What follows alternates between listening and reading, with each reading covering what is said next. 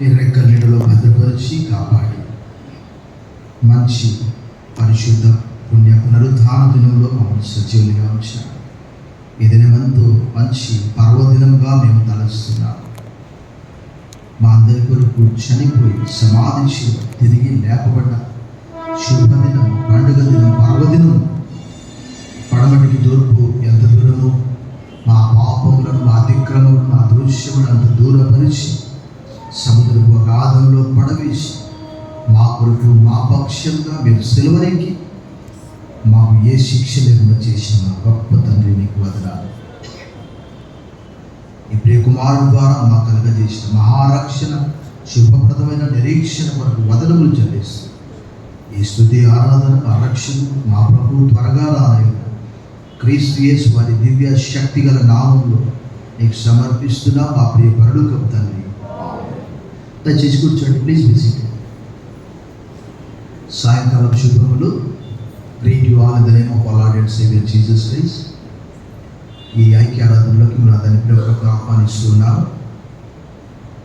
ప్రభు మనందరినీ కూడా దాదాపుగా 321 దినములు కాపాడి 322వ దినము 11వ మాసము 17వ దినంలో మనందరినీ సజీవులుగా వచ్చాడు. దేవునికి స్తోత్రం. మన ముందు ఇంకా క్రిస్మస్ వాతావరణము వస్తూ ఉన్నది. నవంబర్ 25 నుంచి ప్రపంచవ్యాప్తంగా డిసెంబర్ 24 వరకు అడ్వెంట్ అనగా ప్రభు రాకడను గూర్చి పాటలు పాడుతూ ఇప్పటికే ఈరోజు మనం క్రిస్మస్ పాట విన్నాం. సో దేవుడు మనందరినీ 321 దినములు 10 మాసాలు 45 వారాలు కాపాడాడు. మన ముందు కేవలం ఒక 44 రోజులు మాత్రమే ఉంటున్నవి. సో క్రిస్మస్ మాసం కొరకు ప్రభు మనం సిద్ధపరుస్తున్నాడు. మరి దేవుడు మనందరినీ ఇంతకాలం కాపాడినందుకు ఒకసారి మనమందరం ప్రభువును స్తుతిస్తూ చప్పట్లు కొడతాం. సో ఈ దినము నేను వచ్చే వారం చెప్పాను కాబట్టి అడ్వెంట్ గురించి చెప్పాలని ఇష్టపడ్డాను. ఎంతో రోజుల నుంచి అనుకుంటున్నాను. ఇక్కడ మనము ఆదికాండం అనగానే మొట్టమొదటిగా మనకు కనిపించేది ఏంటంటే పాపం. మొదటి అధ్యాయంలో దేవుడు అంతా సృష్టించేశాడు. ఆ పాపమే లేకపోతే ఈ క్రిస్మసే లేదు. యేసు ప్రభు రావాల్సిన అవసరత కూడా. సో 2వ అధ్యాయంలో మానవుడిని తయారు చేసి 2:7 మనం చూస్తాం. మట్టితో తయారు చేసి దేవుడు ఏదేను తోటలో అతని నుంచి 15వ వచనంలో దేవుడైన యెహోవా ఏదేనులో ఒక తోట వేసి ఆదామును అందులో ఉంచి ఏం చేశాడట? తోట సేద్యపరచుటకును దాన్ని కాచుటకును ఉంచాడట. బహుశా ప్రపంచంలో బైబిల్ చెప్పినంత క్లియర్గా బహుశా 1189 అధ్యాయాలు, 66 గ్రంథములు, ఇది ఒక చిన్న mini library. If anybody has the Bible, you can think of you have a mini library.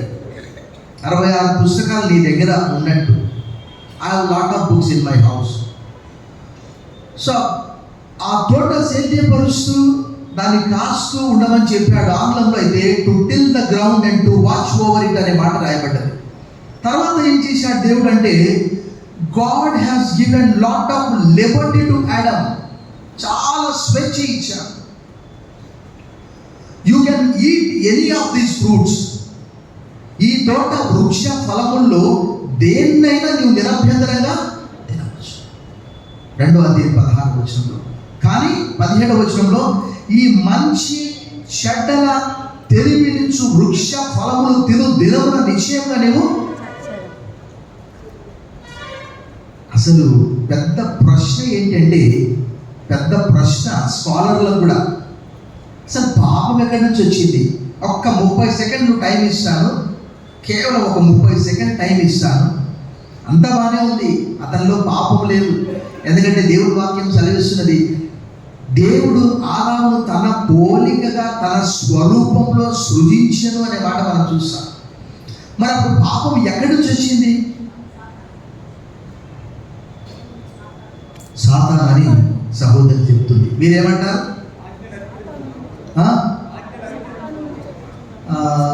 తర్వాతది కూడా, ఈ 2 కూడా వస్తాయి.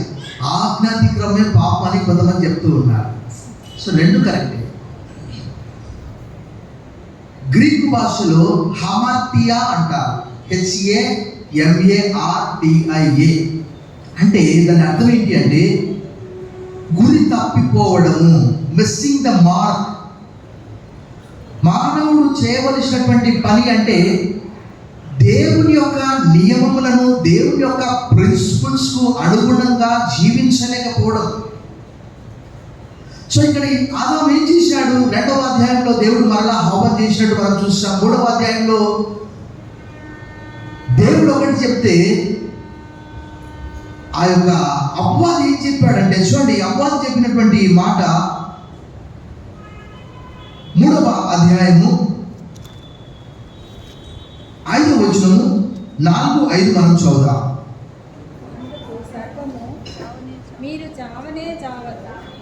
చావనే చావరు, వాటిని తుని దినమున మీరు మీ కన్నులు తెరవబడుననియు మంచి చెడ్డలను ఎరిగిన వారై ఎలా ఉంటారట దేవుడు చెప్పాడు అన్నమాట.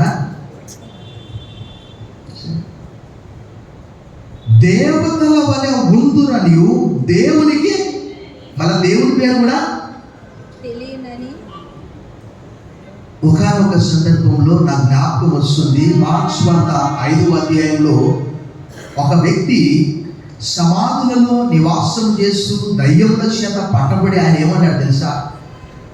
సర్వోన్నతుడైన దేవుని కుమారుడా, నాతో నీకేమి, నా సమయం ఇంకా రాలే అని ఏం చేస్తున్నాడు? దేవుని పేరట ఆనబెట్టుచున్నాను అని అంటున్నాడు. ఎవరి పేరు వాడుతున్నాడు?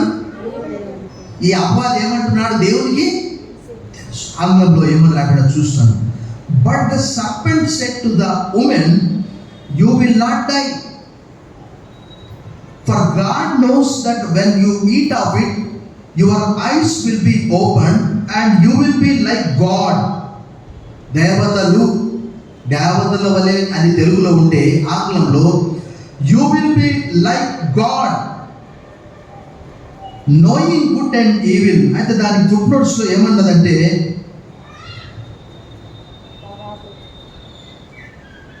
అక్కడ రాయబడినటువంటి ఏంటంటే గాడ్స్, తెలుగులో ఉన్న రీతిగా ఆర్ గాడ్స్, దేవతల వలె ఉంది. సో ఈ రెండు కూడా కరెక్టే. వాటి మొట్టమొదటి ఏంటంటే దేవుడు మనకు ఎక్కువ చూపించలే. మొట్టమొదటిగా పాపం ఎలా వచ్చిందంటే, దేవుడు భూజంతువులలో అన్నింటినీ చేశాడు, కానీ వాటన్నిటికంటే more crafty than any other animals అని ఆంగ్లంలో రాయబడింది. అన్నిటికంటే భూమి మీద సర్పం ఎలాంటిదట? బహు యుక్తి గలదంట. అక్కడ రాయబడి చూడండి, దేవుడైన యెహోవా చేసిన సమస్త భూజంతువుల్లో సర్పము యుక్తిగా, క్రాఫ్టీ అనే మాట వాడబడ్డది, తెలివి అన్నమాట. అందుకే యేసుప్రభు వారు ఏమన్నారు మత్తయి సువార్త 10:16లో, be wise like serpents and be innocent like dove. So ఇక్కడ మనం ఏం చూడగలుగుతున్నామంటే, ఆది కాండంలో వారు పాపంలో పడిపోయిన వెంటనే దేవుడు ఏం చేశాడు? రక్షకుని ప్రామిస్ చేశాడు. First gospel was proclaimed. మొట్టమొదటి సువార్త అంటే మంచి వార్త. మొట్టమొదటి సువార్త మనము ఎక్కడ చూస్తాం చెప్పండి? ఆదికాండం 3:15లో చూస్తాం. తెలియని వాళ్ళు ఉంటే ఈరోజు తెలుసుకోండి. మొట్టమొదటి సువార్త 3:15 మనం చదువుదాం. మరియు నీకును స్త్రీకిని నీ సంతానమునకును ఆమె సంతానమునకును వైరము కలగజేసేదను, అది నిన్ను తల మీద కొట్టును, నీవు దాన్ని మెడ మీద. అది అంటే ఫుట్ నోట్స్ ఏమంటది? అది మొదలుకొని. సో మనకి ఇవన్నీ కూడా బేసిక్స్. మొట్టమొదటిగా ఈ పాపం ఎక్కడి నుంచి వచ్చిందంటే, దేవునితో కూడా అపవాది ఉండేవాడట. బహుశా మీకు ఎప్పుడైనా ఇది బేసిక్ మీరు ఒకసారి తెలుసుకుంటే మంచిది. యెహెజ్కేలు గ్రంథము 28వ అధ్యాయము 14-15 వచనాలు చదివితే మీరు ఇతరులకు కూడా చెప్పగలరు. యెహెజ్కేలు గ్రంథము 28వ అధ్యాయము 14 మరియు 15 వచనాలు. అభిషేకము నొందిన కెరూబై ఒక ఆశ్రయముగా నీవు ఉంటివి, అందుకే నేను నిన్ను నియమించింది. దేవునికి ప్రతిష్ఠింపబడిన పర్వతం మీద నీవు ఉంటివి, కాలుచున్న రాళ్ల మధ్య నువ్వు సంచరించుంటివి. నీవు నియమింపబడిన దినం మొదలుకొని పాపం నీ యందు కనబడు వరకు ఎలా ఉన్నావట? ప్రవర్తన విషయంలో నీవు. అంటే ఎవరి గురించి మాట్లాడుతున్నాడు దేవుడు అంటే అపవాది గురించి మాట్లాడుతున్నాడు. మరొక చోట కూడా ఇదే లేఖన భాగాన్ని అనుసరించి అపవాది దేవుని కంటే తన్ను తాను హెచ్చించుకోవాలనే ఆలోచన తనకున్నదని యెషయా గ్రంథం 14వ అధ్యాయంలో చాలా సందర్భాల్లో నేను చెప్పాను. యెషయా గ్రంథం 14వ అధ్యాయం 12 నుంచి ఈ విధంగా రాయబడ్డది. తేజో నక్షత్రమా, ఎవరి గురించి అంటే అపవాదిని గురించి, లేక ఆ కెరూబుని గురించి, లేక ఆ దేవదూతల గురించి. తేజో నక్షత్రమా, వెలువచుక, నీ వెట్లు ఆకాశం నుండి పడితివి. జనములను పడగొట్టిన నీవు నేలమట్టం వరకు ఎట్లు? నేను ఆకాశములకు ఎక్కిపోయేదను. దేవుని నక్షత్రములకు పైగా నా సింహాసనము హెచ్చింతును. ఉత్తర దిక్కున ఉన్న సభాపర్వతం మీద కూర్చుందును. మేఘమండలం మీద ఎక్కుదును. మహోన్నతునితో నన్ను సమానునిగా చేసుకుంటున్న నీవు నీ మనస్సులో అనుకుంటేవి కదా, నీవు పాతాళమునకు నరకంలో ఒక మూలకు. ఈ 2 లేఖన భాగాల్లో చాలా ప్రాముఖ్యమైనటువంటివి. ఈ 2 లేఖన భాగాల్లో పడిపోయినటువంటి దేవదూత అపవాది వలె మారి హవ్వ ఆదాముల యొద్దకు వచ్చి వారిని మోసం చేసి వాడు గర్విస్తే యేసు ప్రభువారు యోహాను సువార్త 8వ అధ్యాయంలో ఎలా అయితే చెప్పాడో అక్కడ అంటాడు, మీరు మీ తండ్రి అయిన అపవాది సంబంధులు అని చెప్పాడు. వారికి ఉన్నటువంటిది ఏంటి అని అంటే గర్వము, ప్రైడ్. దాని తర్వాత ఆదాము కూడా అదే గర్వం వచ్చేసింది. ఎందుకంటే చెప్పాడు కదా, మీరు దేవతల వలె ఉందురు, మీకు మంచి చెడ్డల తెలివి వస్తుంది. మొట్టమొదటిగా అపవాది, తర్వాత ఆదాము, తర్వాత కయీను. మనమందరం కూడా అలాగే. ఈరోజు ప్రపంచమంతా చూస్తే ఏ వార్తాపత్రిక చూసినా కూడా ఇప్పుడు మనం చదువుకున్నటువంటి ఆ ఆదికాండము 4వ అధ్యాయం 7వ వచనంలో దేవుడు కయీనుతో చెప్పినటువంటి మాట, నీవు సత్క్రియ చేసిన తల ఎత్తుడునువా, దుష్క్రియ చేసిన వాకిట పాపం పొంచి ఉండును, దానికి నీ మీద వాంఛ కలుగును, అది నేను ఏలును. ఈరోజు ప్రపంచం అంతా చూస్తే ఏ వార్తాపత్రిక తీసినా తెల్లాటాలకు ఇలాంటి వార్తలే వస్తాయి. మన వీధిలోనే, మన కాలనీలోనే ఎవరో ఒకరిని చంపేసినట్లు. ఏంటి అంటే పాపం. దేవుని వాక్యంలో రాయబడింది, దేవుని ఆజ్ఞను అతిక్రమించడమే పాపం అనే మాట. Missing the mark, missing the goal. ఆ ఆజ్ఞాతిక్రమంతో ఏమొచ్చిందంటే మరణం వచ్చింది. అది మొట్టమొదటిగా ఆధ్యాత్మిక మరణము. ఈ వృక్ష ఫలములు తిను దినమున నిశ్చయంగా నీవు చచ్చెదవని చెప్పాడు 2వ అధ్యాయం 17వ వచనంలో. అది ఆత్మీయ మరణము. బైబిల్లో అనేక చోట్ల రాయబడింది, మీరు మీ అపరాధముల చేతను మీ పాపముల చేతను మీరు చచ్చిన వారై ఉండగా ఆయన మిమ్మల్ని క్రీస్తుతో కూడా బ్రతికించును అనే మాట ఎఫెసీ 2:1లో మనం చూసాం. అది ఒక ఆత్మీయ మరణం. మానవులందరూ కూడా ఆదికాండంలో దేవుడు చూడండి, మానవులందరూ కూడా పాపంలో ఉన్నారని దేవుడు గ్రహించాడు. 6వ అధ్యాయం 12వ వచనం చూడండి. The book of Genesis chapter 6 verse 12. దేవుడు భూలోకమును చూసినప్పుడు అది ఎలా ఉన్నదట? ఇట్ వాస్ కరప్ట్ అనే మాట ఆంగ్లంలో 2 సార్లు రాయబడింది. భూమి మీద సమస్త శరీరులు తమ మార్గమును, their way was corrupt, వారి మార్గం అంట చెడిపోయి ఉన్నదంట. 6వ అధ్యాయం 12వ వచనంలో ఆంగ్లంలో అయితే ఇలా రాయబడ్డది. And God saw that the earth was corrupt. Earth was corrupt, for all flesh had corrupted its ways upon the earth. వారి మార్గములన్నీ కూడా చెరిపేస్తున్నారట.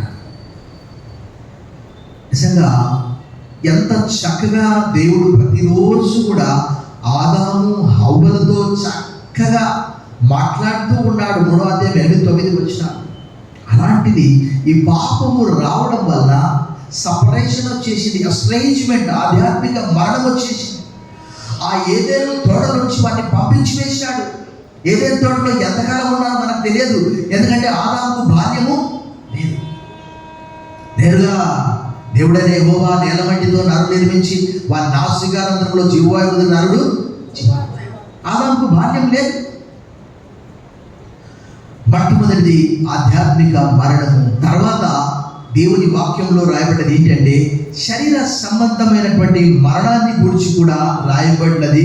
హెబ్రీ పత్రిక 9వ అధ్యాయంలో, హెబ్రీ పత్రిక 9వ అధ్యాయము 27వ వచనం, మనుషులు ఒక్కసారే మృతి పొందవలని నియమింపబడను, ఆ తర్వాత తీర్పు జరుగును.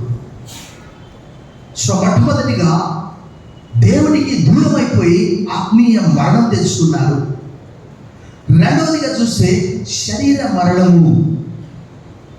దేవుని వాక్యంలో చాలా చోట్ల రాయబడింది. 89:48 కీర్తనలో, మరణము చూడక బ్రతుకు నరుడవడు, పాతాళ లోక వశ్యము కాకుండా తను తాను తప్పించుకునేవాడు ఎవడు.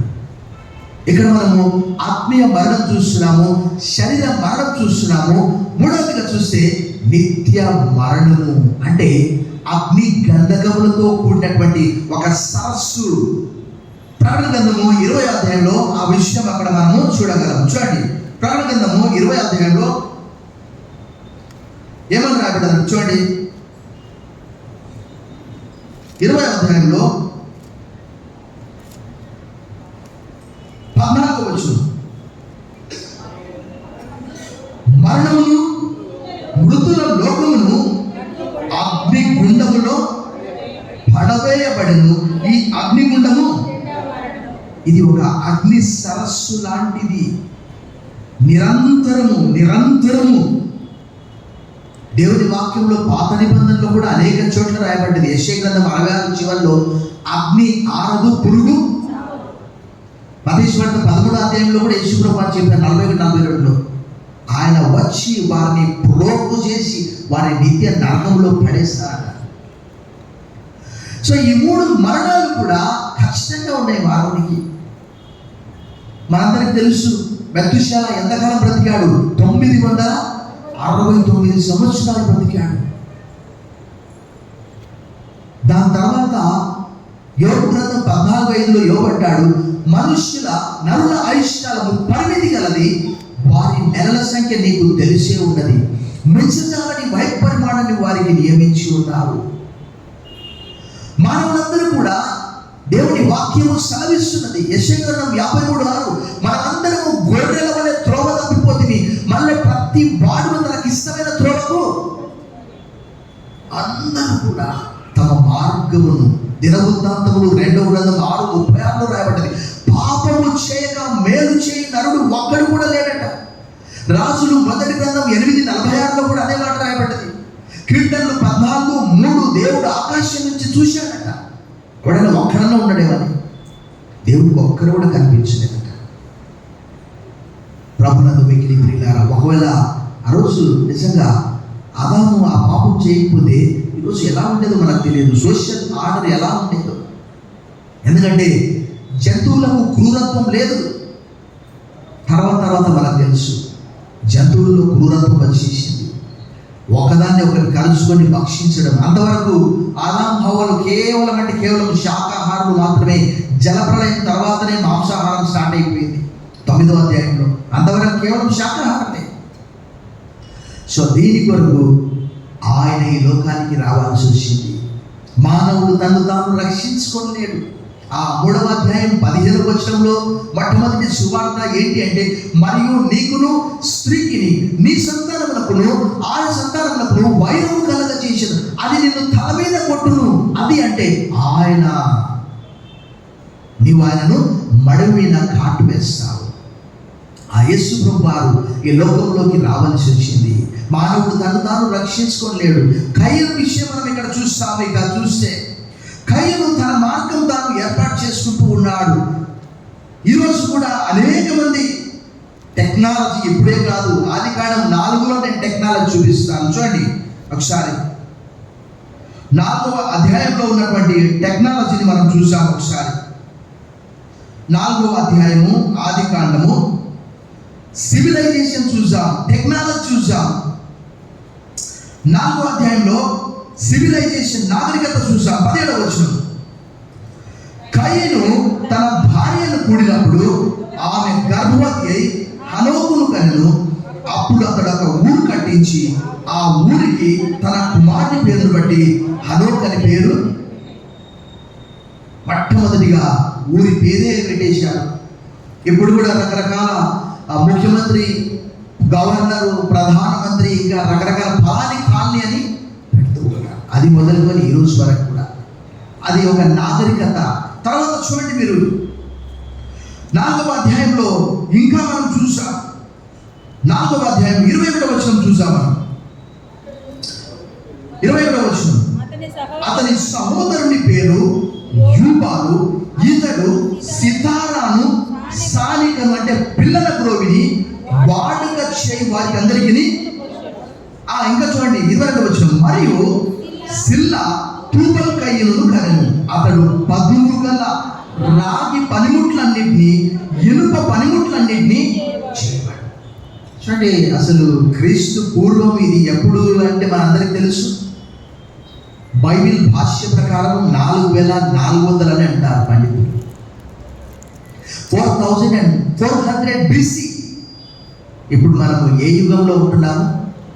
బటన్ వస్తే ఆకలి అయితే అమ్మా కాదు, ఏంటి స్విగ్గీ, జొమాటో. ఆకలి అయితే అమ్మ కాదు, అమ్మ ఉంటేది లేకుంటేది, భార్య ఉండేది లేకపోతే, అక్క ఉండేది లేకపోతే, చెల్లి ఉండేది లేకపోతే. బటన్ ఉంది కదా అన్నిటికీ. ఒక్క బటన్ వస్తే కావలసినవన్నీ ఇంటి దగ్గర పెట్టి పోతారు.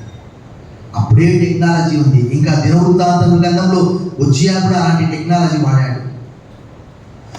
సో కయీను ఎలాంటి వాడు అంటే అపవాది సంబంధమైనటువంటి వ్యక్తి. హేబేలు ఎలాంటి వాడంటే క్రీస్తుకు ముంగుర్తుగా ఆయన ఏం చేశాడు? ఒక బలిని తీసుకొని వచ్చాడు. ఎందుకంటే సిన్ డిమాండ్స్ డెత్. పాపం వల్ల వచ్చు జీతము, for the wages of sin is death, but the gift of God is eternal life through Christ Jesus. गुनाह की मजदूरी मौत है, लेकिन खुदा की बख्शिश हमारे यीशु मसीह से हमेशा की जिंदगी, నిత్య జీవము. ఈ మాట ద్వారా రక్షించబడ్డా. 6:23 చదివినప్పుడు చాలా భయం అనిపించింది నాకు. ఈరోజు నేను చనిపోతే నేను ఎక్కడికి వెళ్తాను? ఆ వాక్యము ద్వారా నేను ప్రభు యొద్దకు వచ్చాను. అప్పుడు ప్రభు నాతో నేరుగా సూటిగా మాట్లాడాడు. చూడండి, ఒక లేఖన భాగం మనం చూద్దాం. దేవుని వాక్యంలో మనం చూస్తే ఒకసారి మనము హెబ్రీ పత్రిక 9వ అధ్యాయము ఒక మంచి లేఖన భాగాన్ని మనం చూద్దాం. హెబ్రీ పత్రిక 9వ అధ్యాయంలో మనం ఇంతకుముందు 27వ వచనం చదివాము. అయితే ఈ పాపానికి పరిష్కారము 9వ అధ్యాయము 22వ వచనము ఇలా చూపిస్తున్నది. చూడండి, మరియు ధర్మశాస్త్ర ప్రకారము సమస్త వస్తువులను రక్తము చేత శుద్ధి చేయబడ్డనియు, రక్తము చెల్లింపకుండా పాప క్షమాపణ కలగడనియు సామాన్యముగా, without shedding the blood there is no remission of the sins. ఈ కయీను అనేక మంది పరలోకానికి క్రీస్తు లేకుండానే, ఆయన కార్చిన రక్తము లేకుండానే వెళ్ళాలని ప్రయత్నం చేస్తుంది. కయీను అలాంటి వాడే. స్వంత ప్రయత్నము. ఎందుకంటే మనం చూస్తాము హేబేలు యొక్క బలిని ప్రభు అంగీకరించాడు దేవుడు. కయీను అర్పణ ఆయన, ఎందుకంటే ఆ అర్పణలో మనఃపూర్తిగా ఇచ్చినటువంటి అర్పణ కానే కాదది. ఎందుకంటే అక్కడ రాయబడింది కొంతకాలం అయిన తర్వాత అనే మాట రాయబడింది. కానీ అదే హేబేలు గురించి రాయబడినటువంటి మాట ఫస్ట్లింగ్స్ అని ఆంగ్లంలో రాయబడింది. శ్రేష్టమైనటువంటివి ఇంకేమైనా రాయబడింది, క్రొవ్వినటువంటివి అనే మాట కూడా రాయబడ్డది. అంటే బహుశా ఆదాము హవ్వలు ఇద్దరు కూడా కయీనుకు హేబేలుకు ఇద్దరికి కూడా బోధ చేసి ఉండవచ్చు. నాయనా, మేమిద్దరము ఏదేను తోటలో ఉంటే జరిగినటువంటిది ఇది. అప్పుడు అపవాది మా దగ్గరికి వచ్చి మమ్మల్ని శోధించాడు. అప్పుడు మేము పాపంలో పడిపోయాం. పాపంలో పడిపోతే దేవుడు వెంటనే ఒక రెమెడీ చూపించాడు. 3వ అధ్యాయం 21వ వచనం చూసాం. ఆదికాండం 3:21 చూడండి. దేవుడైన యెహోవా ఆదామునకును అతని భార్యకును చర్మపు చొక్కాయలను చేయించి వారికి, మనందరికీ తెలుసు అంతవరకు వారికి అసలు వస్త్రాలు లేవు. 2వ అధ్యాయంలో రాయబడ్డది కదా, 2వ అధ్యాయం 25వ వచనంలో అప్పుడు ఆదామును అతని భార్యయు వారిద్దరు ఎలా ఉన్నారట? దిగంబరులుగా నుండిరి. అయితే వారు సిగ్గు ఎరగక ఎప్పుడైతే ఆ వృక్ష ఫలములు తిన్నారో దేవుని వాక్యం ఏమని చెప్తుంది? వారి కళ్ళు తెరవబడ్డాయట. వారు అనుకున్నారు మేము తప్పు చేశాము. అప్పుడు వెంటనే వారు ఏం చేశారు చెప్పండి? అంజూరపు ఆకులు కచ్చడములుగా చేసుకొని ఆ శరీరానికి దాచుకుంటున్నారు. మనందరం తెలుసు దేవుని వాక్యం ఏమని చెప్తుంది? గడ్డి ఎండిపోవును, పువ్వు వాడిపోవు. సాయంకాలం వరకు ఆకులు వాడిపోతున్నాయి. అందువరకే దేవుడు మరలా చూడండి 3:21లో దేవుడైన యెహోవా ఆదామునకును అతని భార్యకును ఏం చేశాడట? చర్మపు చొక్కాయలు చేయించాడు. చర్మపు చొక్కాయలు చేయించడానికి ఏం చేయాలి? అది మొట్టమొదటి బలి. అది క్రీస్తుకు ముంగుర్తుగా కూడా మనం చూస్తున్నాం. హేబేలు అర్పించినటువంటి బలి కూడా క్రీస్తుకు ముంగుర్తుగా మనము చూస్తున్నాం. క్రీస్తు లేనటువంటి గ్రంథం అంటూ మనకి ఎక్కడా లేదు. ఒకవేళ ఈ ఆదాము హవ్వలు పాపములో పడకపోతే క్రీస్తు ఇక్కడికి రావాల్సిన అవసరంగా లేదు. Sin demands death. పాపము దేన్ని కోరుతుందంటే మరణాన్ని కోరుతూ ఉన్నది. కానీ చూడండి, మానవుడు తను తాను ఎప్పుడు కూడా పరలోకాన్ని చేరుకోలేడు. మనందరికీ తెలుసు God hates the sin and God loves the sinner. దేవుడు పాపాన్ని ద్వేషించి పాపిని ప్రేమిస్తున్నాడు. మరికొన్ని లేఖన భాగాలను మనం చూసాం. ఆ పాపానికి ప్రభువు చూపించినటువంటి పరిష్కారం మనం చూసాం. ప్రకటన గ్రంథము 1వ అధ్యాయము 5వ వచనాన్ని మనం చూసాం. Book of Revelation chapter 1 verse 5 6వ వచనం చూసాం. మనలను ప్రేమించుచు ఎవరి రక్తం అంట? తన రక్తం వల్ల మన పాపముల నుండి మనల్ని విడిపించిన వానికి, అంటే ఫుట్ నోట్స్ లో ఏమన్నది? కడిగిన వానికి కడిగాడట. మహిమయు ప్రభావమును యుగ యుగములు కలుగును గాక. ఆమేన్. ఆయన మనల్ని ఏం చేశాడట? తన తండ్రి యొక్క దేవునికి ఒక రాజ్యము గాను యాజకులను గాను పాపి అయినటువంటి మానవునికి ఎలాంటి స్థితి కలగజేశాడు. ఇంకా అనేక చోట్ల యోహాను అంటున్నాడు, the blood of Jesus cleanses us from every sin. యేసు రక్తము ప్రతి పాపము నుండి మనం పవిత్రులుగా చేయాలి. ఈరోజు చూస్తే ఎక్కడ చూసినా వార్తలు చూస్తే, మేము కొత్తగా నెల్లూరుకి వచ్చినప్పుడు ఒక వార్త చూసాం. ఏంటంటే ఫస్ట్ టైం పిస్తోల్ తీసుకొని అక్కడ టెక్కేమీటర్ ఠాప్ ఠాప్ ఠాప్ ఠాప్ కాల్ చేశారట. మాకు చెప్పిన వార్త ఏంటంటే, సార్ నెల్లూరు చాలా పీస్గా ఉంటుంది సార్. నేను వచ్చినప్పుడు నెల్లూరు ఎవ్వరికి ఎవరు హాని చేయరు సార్. నరికి నరికి పోగులు పెట్టి అక్కడ పడేస్తూ ఉన్నారు నడి రోడ్లో. ఈ మధ్యలో నేను చెప్పాను, అక్కడ ముత్యాలపాలెంలో అతని పేరు క్రిస్టియన్ పాల్ అంట, వడ్డీ వ్యాపారస్తుడు అంట, కొట్టి చంపేసిపోయారు. ఇలాంటివన్నీ కయ్యను ఏం చేశాడు? తమ్ముడిని చంపేశాడు, సొంత సహోదరుడు. కారణం ఏంటంటే ఆయన అర్పణ ప్రభు అంగీకరించాడు. కయ్యను అర్పణ. ఈరోజు కూడా పాపం ఎక్కడో లేదు. ఎక్కడుందంటే వాకిటనే ఉందట, దూరంగా లేని. అది మానవులందరినీ కూడా ఏలుతూ ఉన్నది. ఈ పాపం ఉన్నంత కాలం మానవ హృదయాల్లో ఇలాంటివి జరుగుతూనే ఉంటాయి. ఎక్కడో ఒక చోట. నేను విన్నది మరి నిజమో కాదు నాకైతే తెలియదు. మానవ హృదయాల్లో పాపం ఉన్నంత కాలం ఖచ్చితంగా ప్రతి చోట ఇలాంటి నేరాలు ఘోరాలు జరుగుతూనే ఉంటాయి. చూడండి అక్కడ దేవుని వాక్యం ఏమని తెలియజేస్తూ పేతురు రాసిన మొదటి పత్రిక 1వ అధ్యాయంలో 18-19 వచనాల్లో పేతురు గారు ఇలా చెప్తున్నాడు.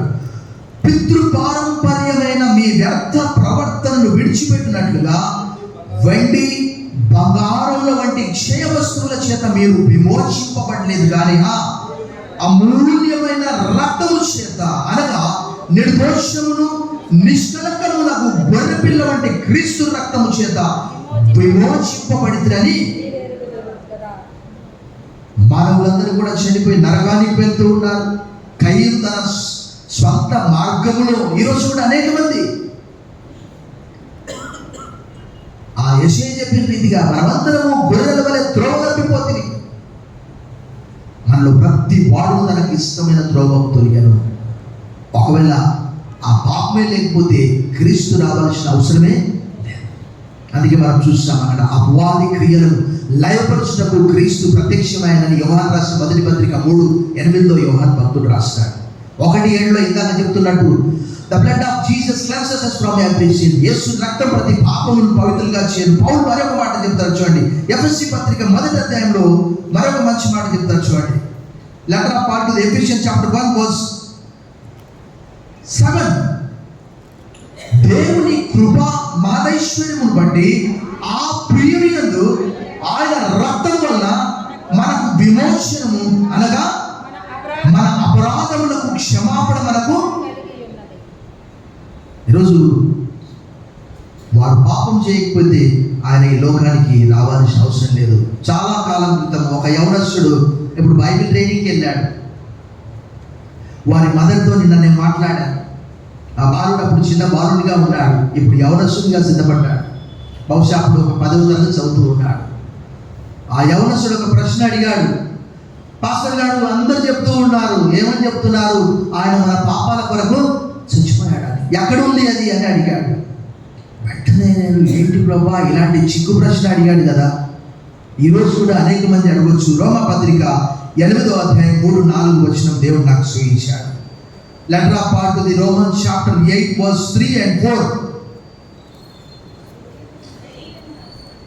శరీరమును అనుసరింపక ఆత్మను అనుసరించి నడుచుకున్న మన యందు ధర్మశాస్త్ర సంబంధమైన నీతి విధి నెరవేర్చబడవలనని పాప పరిహారము నిమిత్తము దేవుడు ఏం చేశాడట?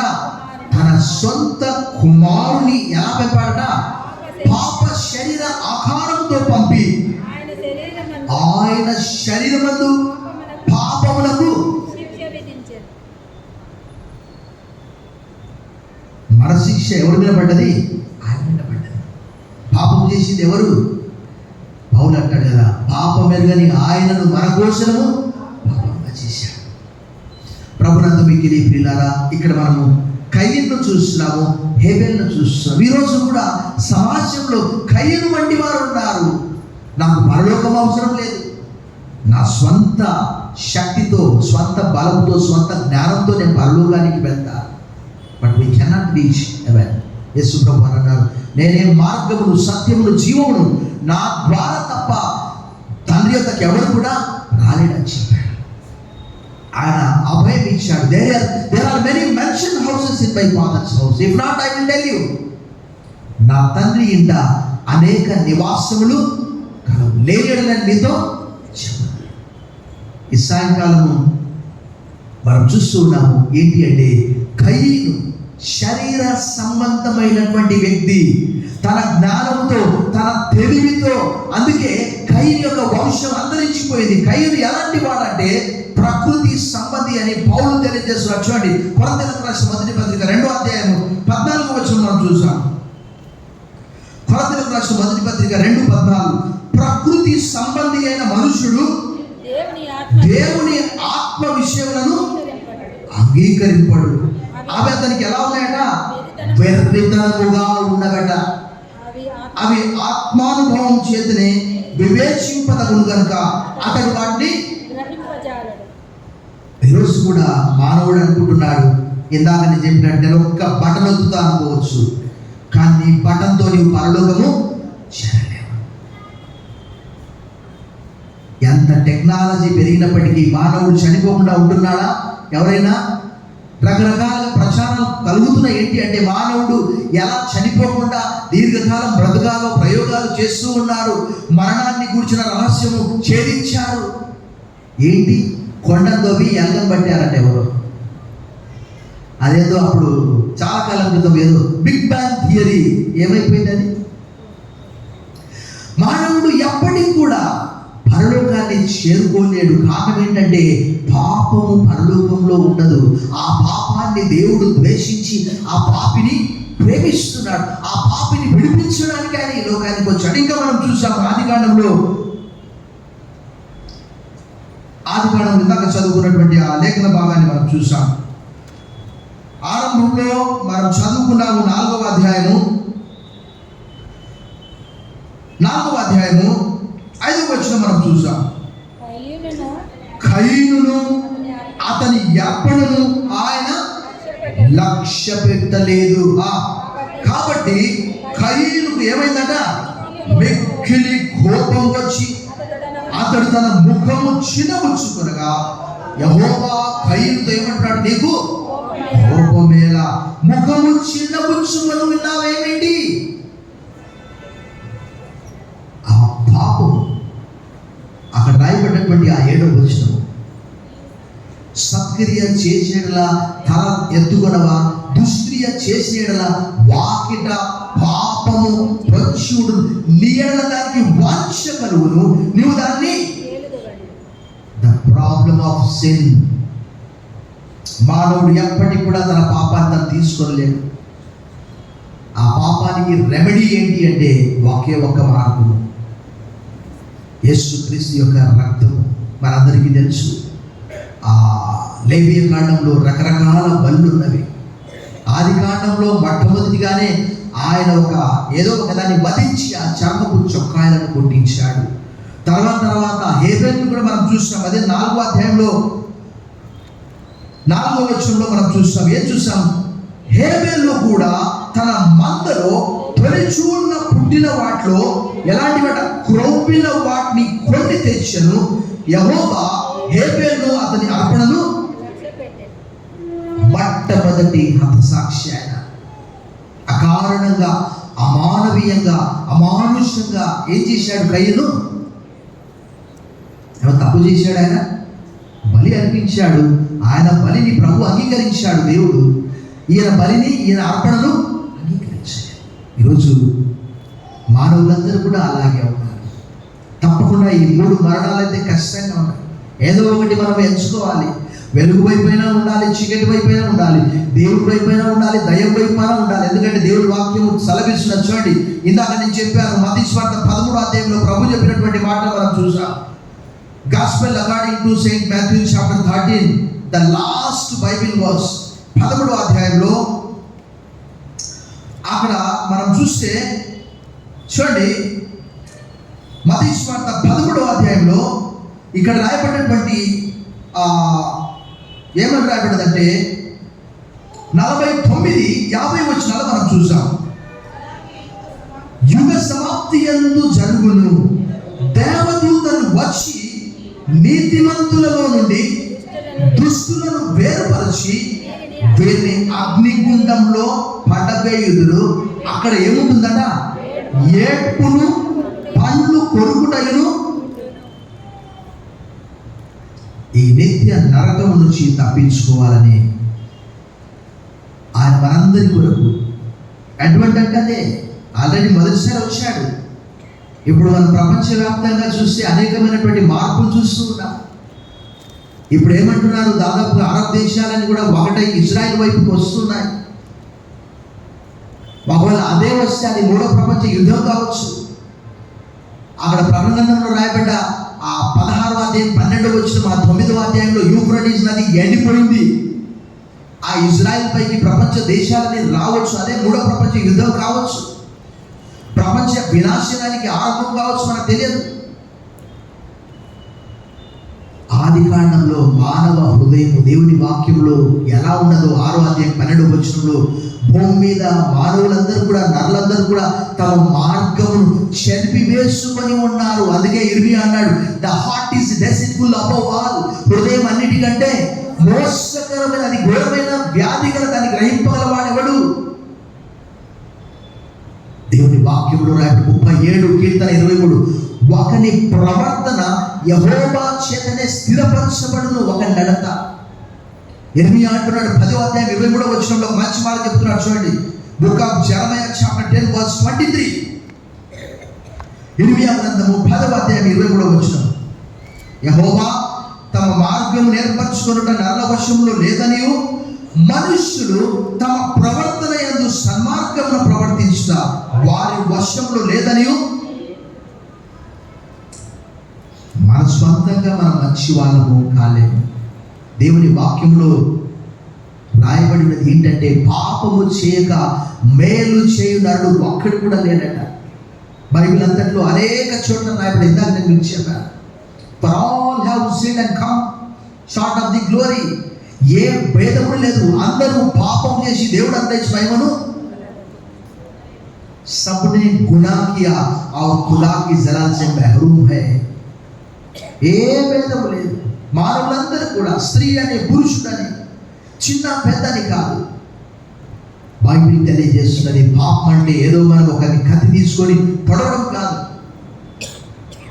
ఆజ్ఞాతిక్రమే పాపము. పాపం వల్ల వచ్చే జీతము ఆ నిత్య మరణం నుంచి మానవులందరినీ కూడా తప్పించడానికి. అక్కడ మనం కయీను మార్గాన్ని చూస్తున్నాము, హేబెల్ మార్గాన్ని చూస్తున్నాము. చాలా సంవత్సరాల తర్వాత దేవుడు హేబెల్ గురించి ఇచ్చే సాక్ష్యాన్ని కూడా మనం హెబ్రీ పత్రిక 11వ అధ్యాయం 4వ వచనంలో చూస్తున్నాము. ఆయన చనిపోయి కూడా ఆ విశ్వాస ద్వారా మాట్లాడుతూ ఉన్నాడు. 11వ అధ్యాయం 4వ వచనంలో దేవుడు ఆయన గురించి మరలా మాట్లాడాడు. విశ్వాసమును బట్టి హేబెలు కయీను కంటే శ్రేష్టమైన బలి దేవునికి అర్పించు. దేవుడు అతని అర్పణలను గురించి సాక్ష్యం ఇచ్చినప్పుడు అతడు ఆ విశ్వాసమును బట్టి నీతిమంతుడని సాక్ష్యం పొందెను. అతడు మృతి నొంది ఆ విశ్వాసం ద్వారా ద ఫస్ట్ మార్టియర్, మొట్టమొదటి హతసాక్షి.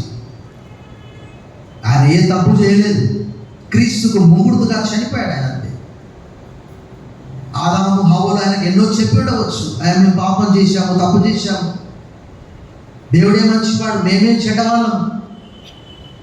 అప్పుడు హేబెలు కనువిప్పు కలిగింది.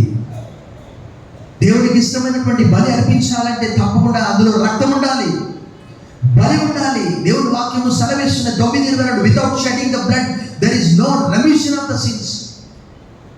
రక్తం చిందించకుండా పాపంలో క్షమాపణ కలగదని సాధారణంగా చెప్పవచ్చు. కానీ కయీను అలా అనుకోలేదు. ప్రకృతి సంబంధి. చాలా కొన్ని వందల సంవత్సరాల తర్వాత మరలా హేబెల్ పేరు ఎందుకు తీసుకొని రాబడ్డది? దేవుడు ఆయన అర్పణను అంగీకరించాడు. ఈరోజు కూడా ప్రియ సహోదరుడా, సహోదరి, మన స్వంతంగా మన పరలోకం చేరుకోలేదు. ఆయన మన పక్షంగా ఉన్నాడు.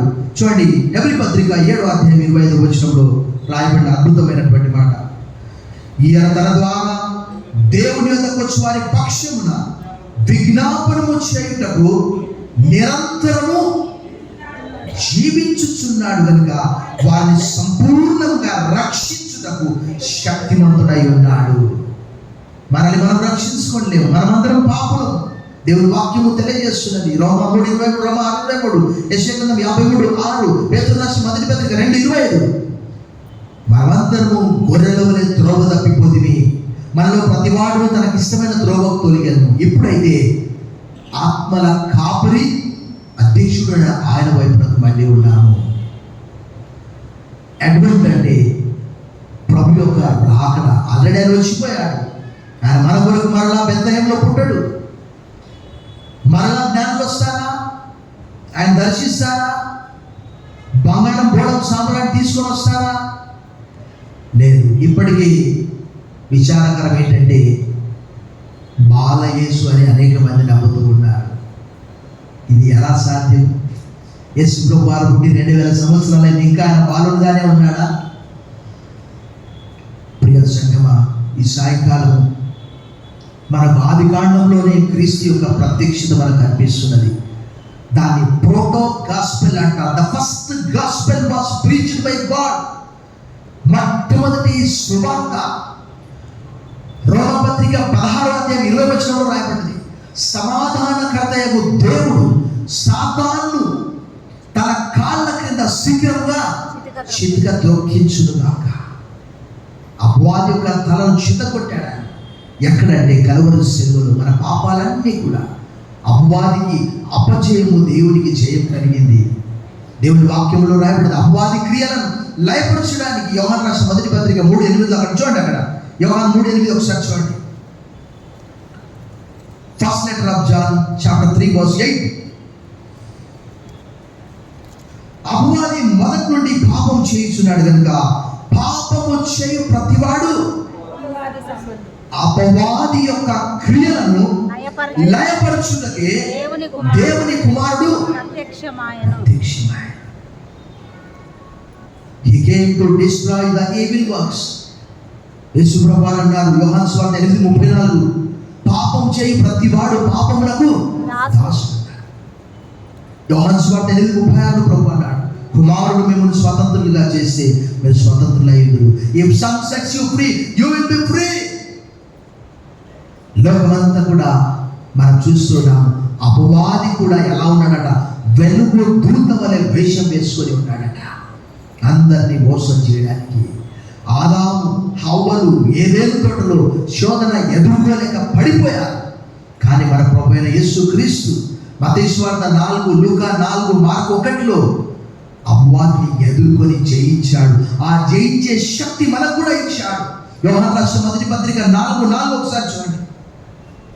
చిన్నపిల్లలారా, మీరు దేవుని సంబంధులు, మీలో ఉన్నవాడు లోకంలో ఉన్నవాడి కంటే గొప్పవాడు కనుక మీరు వారిని జయించిన.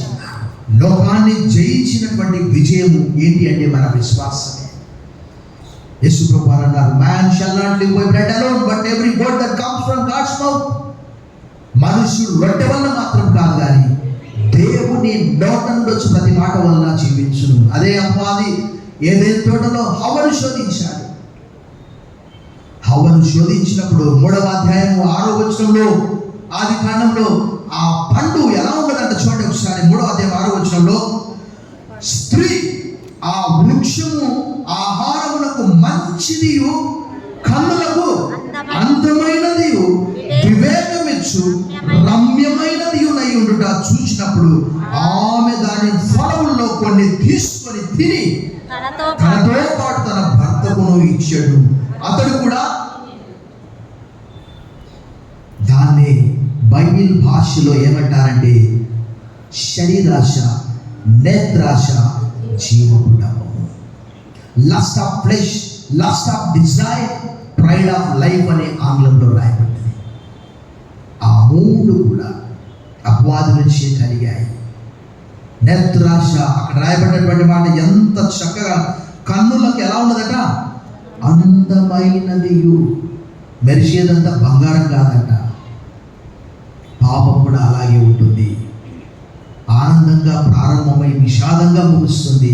నిజంగా ఆదాము హవ్వల కథ విషాదాంతము. చివరిగా మనం ఈ మాట మనం చూసాం. 3వ అధ్యాయం 24వ వచనం ఆది కాండం. అప్పుడు ఆయన ఆదామును వెళ్ళగొట్టి ఏదెను తోటకు తూర్పు దిక్కున కెరూబులను జీవవృక్షములకు పోవు మార్గమును కాచుటకు ఇటు అటు తిరుగుచున్న ఖడ్గ జ్వాలను. ఒకవేళ ఆదాము హవ్వలు అక్కడే ఉంటే, చివరికి ఒక మాట, ఈ భూమి ఎలా ఉండేదట? భూమి మీదే నరకం వలె ఉండేదట. నరకం ఎక్కడో కాదు, భూమి మీదే ఉండేదట. ఎందుకంటే పాపము విస్తరించిపోయేది. దేవుడు అప్పుడు ఏదేదో తోటలో వచ్చి వాటిని పంపించి వేశాడు. తర్వాత మనం చూసాం, పాపానికి శిక్ష కూడా విధించాడు. జలప్రళయం తీసుకొచ్చి భూమిలో ఉన్న వారందరినీ కూడా, పశుపక్షాదులను కూడా ఆయన సంహరించాడు. తర్వాత మనం చూసాం. అంటే వీటన్నింటి ద్వారా మనం గ్రహించేది ఏంటి అంటే మానవునికి శరీర సంబంధమైన మరణం ఉన్నది. పుట్టుటకు చచ్చుటకు ఒక సమయం కలదన్న రీతిగా మానవుడు ఎప్పుడో ఒకసారి చచ్చిపోవాలి. అది శరీర సంబంధమైనటువంటి మరణం. ఆత్మీయ మరణం అంటే దేవుడి నుంచి దూరం అయిపోయేదే, సపరేషన్. దేవుడితో ఉన్నటువంటి దినాలు, దేవుడు లేనటువంటి దినాలు.